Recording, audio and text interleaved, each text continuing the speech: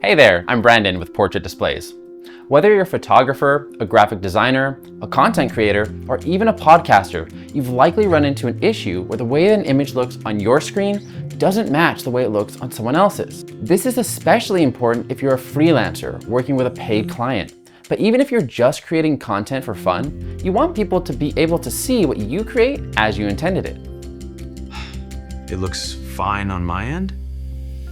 Well, it doesn't look fine on mine. So why does this happen? Everyone's screen is different. The screen on your phone is a different technology than the screen on your laptop, which itself is different than the screen on your TV.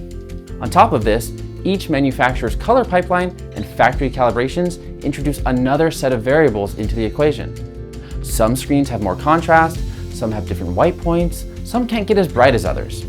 And so the same content can look radically different from one display to the next.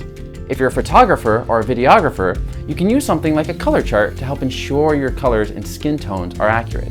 But if the display you're using isn't accurate, then any creative changes you make to your image could turn out different than how you intended. So how do you ensure that your display is accurate?